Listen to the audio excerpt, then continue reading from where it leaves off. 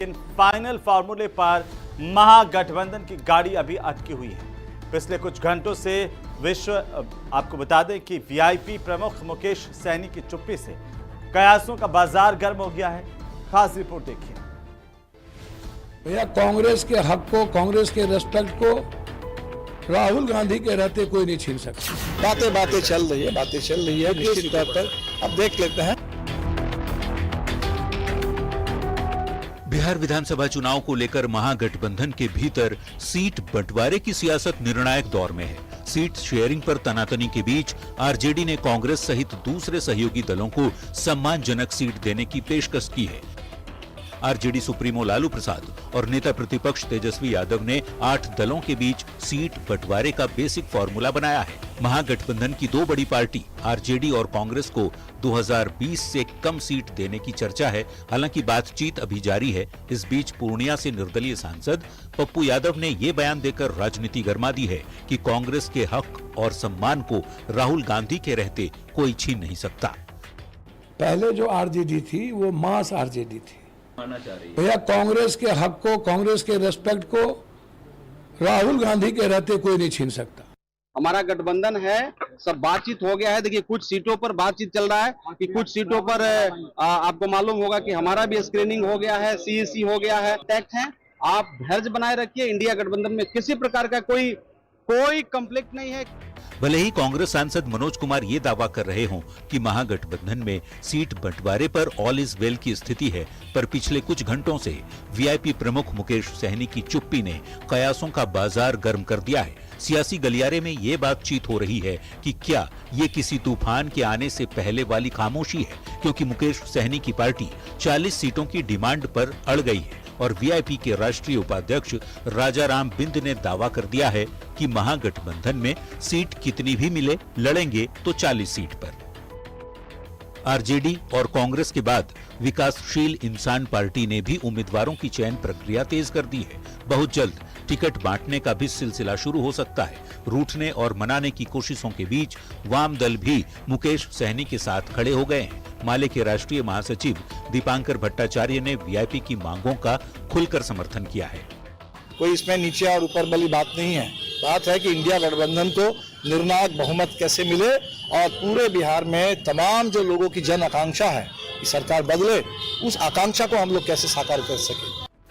महागठबंधन में कभी सीट बंटवारे का बेसिक फॉर्मूला तो कभी 3-3 डिप्टी सीएम का फॉर्मूला बनती बिगड़ती बातचीत के बीच माना जा रहा है। RJD 137, Congress 54, VIP 18, CPI ML 22, CPM 6 और सीपीआई 4 सीट पर चुनाव लड़ सकती है।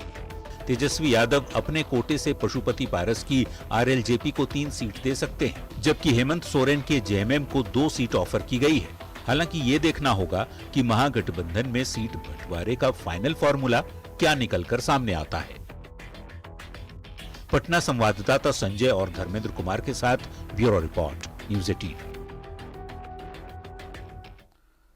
तो वहीं बिहार विधानसभा चुनाव के बीच भोजपुरी सुपरस्टार और बीजेपी के नेता पवन सिंह ने यह साफ कर दिया है कि वो चुनाव नहीं लड़ेंगे। सोशल मीडिया पर बयान जारी करते हुए पवन सिंह ने कहा कि उन्होंने बीजेपी विधानसभा चुनाव लड़ने के लिए ज्वाइन नहीं की थी। उन्होंने कहा कि वो पार्टी के सच्चे सिपाही हैं और रहेंगे। उनका मकसद जनता की सेवा करना है, ना कि चुनाव लड़ना। ये रिपोर्ट देखिए।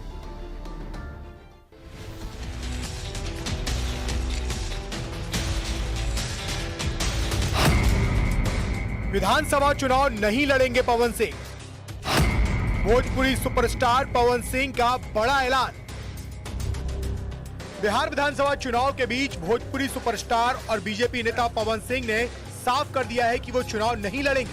सोशल मीडिया पर बयान जारी करते हुए पवन सिंह ने कहा कि उन्होंने बीजेपी विधानसभा चुनाव लड़ने के लिए ज्वाइन नहीं की थी।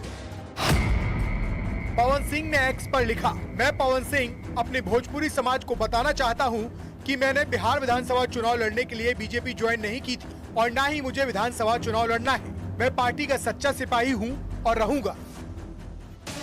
पवन सिंह ने इस पोस्ट के जरिए चुनाव लड़ने की अटकलों पर विराम जरूर लगा दिया है, लेकिन पत्नी से विवाद की स्टोरी पर अभी भी चर्चा गर्म है। बड़ी बात है कि कल ही पवन सिंह की पत्नी ज्योति सिंह ने पटना में जन स्वराज के दफ्तर पहुंचकर प्रशांत किशोर से मुलाकात की इस मुलाकात के बाद ज्योति ने कहा था, मैं चुनाव लड़ने के लिए नहीं आई थी, मेरे साथ अन्याय हुआ था और मैं यहाँ जन स्वराज का साथ मांगने के लिए आई थी।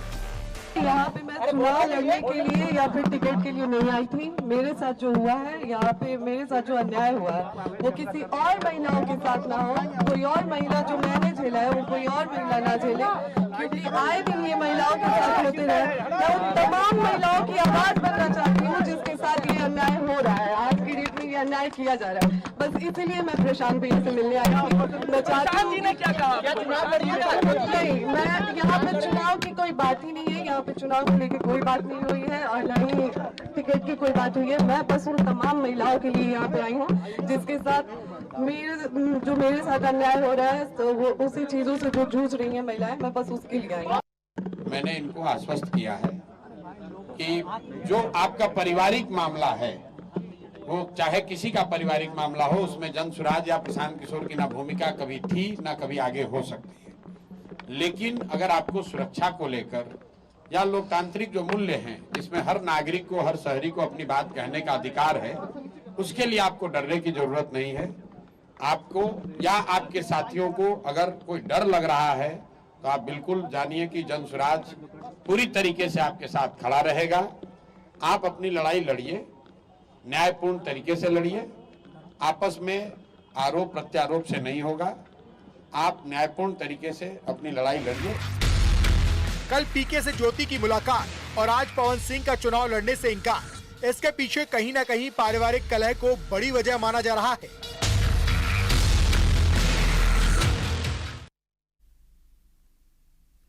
तो वहीं अखिलेश यादव का फेसबुक अकाउंट सस्पेंड होने के बाद सियासी गलियारों में जोरदार बहस छिड़ गई है।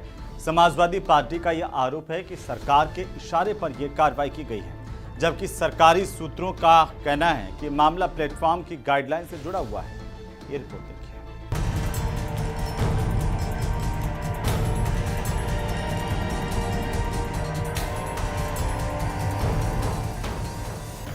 करीब 10 घंटे के सस्पेंशन के बाद अब समाजवादी पार्टी के अध्यक्ष अखिलेश यादव का फेसबुक अकाउंट एक बार फिर एक्टिव हो गया है, वो भी उस पोस्ट के साथ जिसमें उन्होंने लोकनायक जयप्रकाश नारायण के संदेश का जिक्र किया है। अखिलेश यादव ने लिखा, संपूर्ण क्रांति से मेरा तात्पर्य समाज के सबसे अधिक दबे कुचले व्यक्ति को सत्ता के शिखर पर देखना है।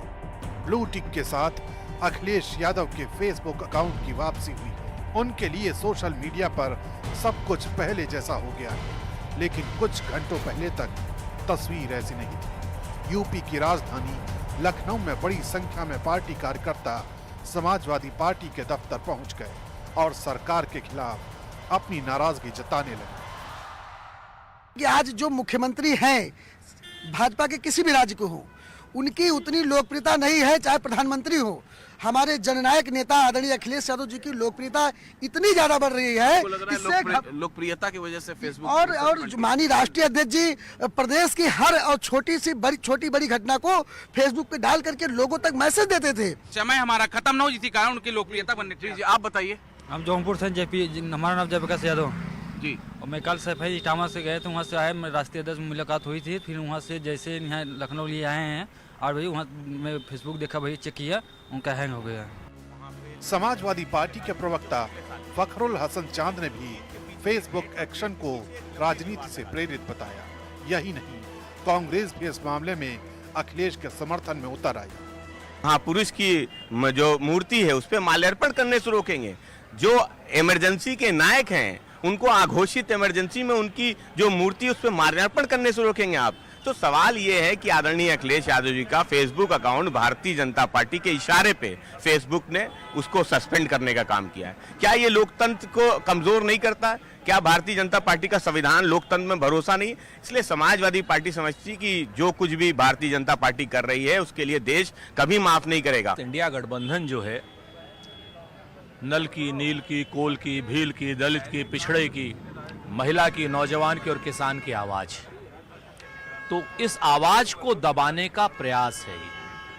ये आवाज उन वंचित लोगों में, शोषित लोगों में न पहुंचे, उस आवाज को दबाने के प्रयास के तहत अखिलेश यादव जी का, जो इंडिया गठबंधन के महत्वपूर्ण नेता हैं, उनका ये अकाउंट सस्पेंड किया गया है। लेकिन जालिम कितनी भी बातें कर ले, कितनी भी चीजें रोक ले, जनता में जाने से थोड़ी रोक लेगा। आप सोशल मीडिया का अकाउंट रोक लेंगे। वहीं सरकारी सूत्रों ने समाजवादी पार्टी के आरोपों को सिरे से खारिज किया। सूत्रों के मुताबिक अखिलेश यादव के फेसबुक अकाउंट पर कम्युनिटी गाइडलाइन का उल्लंघन किया गया, इसलिए फेसबुक ने नियमों के तहत कार्रवाई की। अखिलेश जी का फेसबुक अकाउंट में वो एक्शन फेसबुक ने लिया है, गवर्नमेंट का उसमें कोई एक्शन नहीं है। उनके अकाउंट पे कोई एक बहुत ही अब्यूजिव पोस्ट लगा हुआ था, जिसके कारण फेसबुक ने अपनी जो उनकी खुद की पॉलिसी होती है उसके तहत उन्होंने एक्शन लिया, उसमें सरकार का कोई रोल नहीं। इस मामले में सरकार को घेरने की कहानी यही नहीं थमी। सोशल मीडिया पर भी अखिलेश यादव के फेसबुक अकाउंट को सस्पेंड किए जाने का दर्द दिखाई दिया। फिलहाल तो तस्वीर ये है कि अखिलेश यादव की फेसबुक की दुनिया में वापसी हो चुकी है और पार्टी कार्यकर्ताओं में खुशी की लहर है।